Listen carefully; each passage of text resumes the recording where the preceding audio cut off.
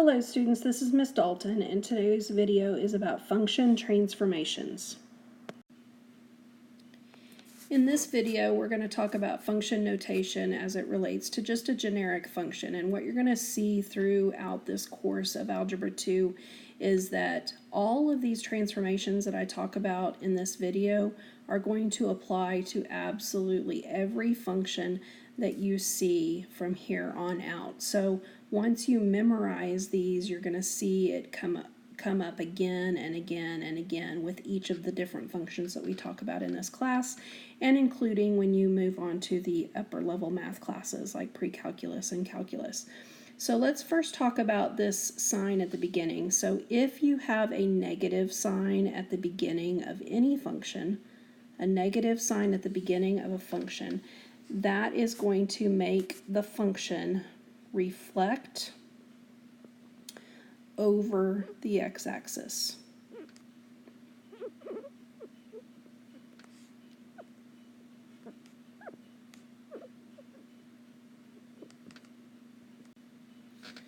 Now let's talk about the a value.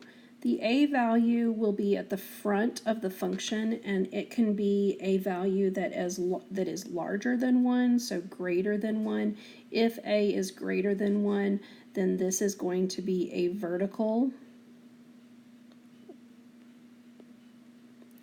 stretch.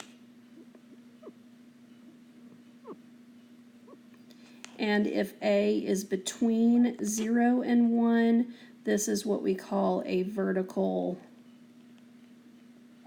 shrink.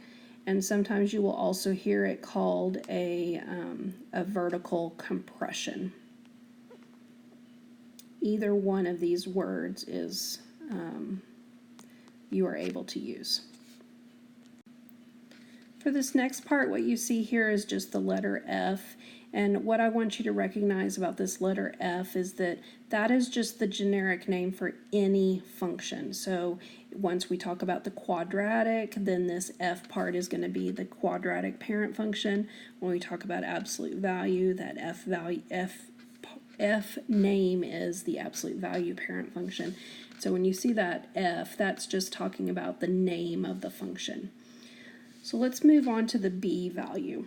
The b value is going to be inside the parentheses or the brackets, or you're going to see it with the variable x. B has to do with a shrink and stretch as well, but this is horizontal. So if b is greater than 1, this is going to be a horizontal compression.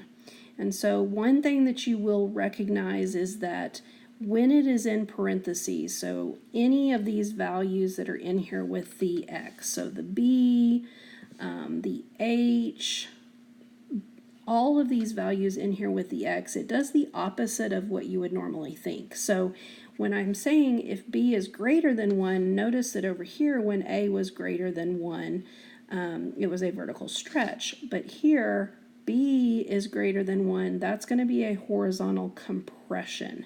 And so it's the opposite. So I always say that, when it's in the parentheses, it's like it's lying to you.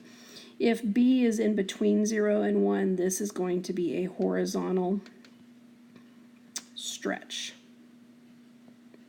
Hopefully you can read my handwriting here. It's not coming out very, very clear.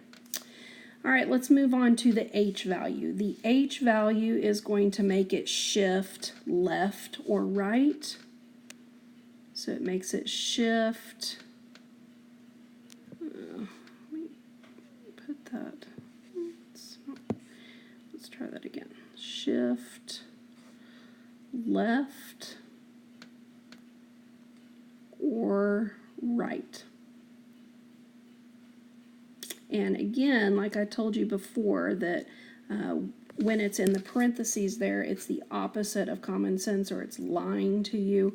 If it's moving to the left, you're actually going to see a positive h value. And if it is moving to the right, you're going to see a negative h value. All right, let's talk about the k value. So the k is on here at the end. It's going to be added on to the end. And with the k value, that is going to be a shift up or down. And this one does exactly what you think it would do. If it is positive, it's going to move up. If it's negative, it's going to move down. So you want to make sure that you memorize these. Like I said, it is going to come up a lot in Algebra 2, and by the end of the year, you're going to be able to do this in your sleep. All right, so how are we going to apply this to a problem? Well, here we've got f of x, and it's already shown. So this graph right here is the f of x. So this is your generic function. It is graphed. And now what we're going to do is we're going to take that function and we're going to graph it according to these transformations, or how this is labeled. So I want you to recognize where these numbers are. This number in parentheses right here, that is our h value. So if you look back at your previous notes, the h value makes it shift left or right. And then this value here at the end, it's at the very end of the equation, this is your k value. And so if you look back at your notes, your k value makes it move up or down. So let's first write down what is happening to the graph when it is a -3 for your h. Remember, your h lies to you, so that is going to shift to the right 3 units. And then the k value does exactly what you would think. It's going to move up or down. And since it is a positive, it is going to shift up 2. And so now we're going to actually do that to the graph here. So if I take this, point and I move it to the right, let's go down here. We're going to move it 1, 2, 3 to the right, and then up 2. And so I'm going to go ahead and put my point there.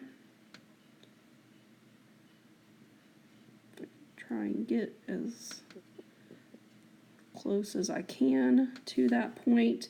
And then we're going to do the same thing with these other points. So this point at the bottom here is going to move to the right 3 and up 2. And so now it's going to be right there at the origin. This one's going to move to the right 3. So 1, 2, 3, up 2 would be right here. And then this point will go off the graph. It's going to move 1, 2, 3 to the right, and then up 2, so that'll be kind of over off the graph right here.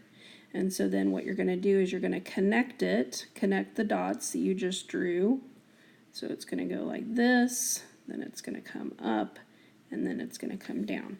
And so your final picture, it should look like you have taken that whole picture and you have moved it to the right 3 and up 2.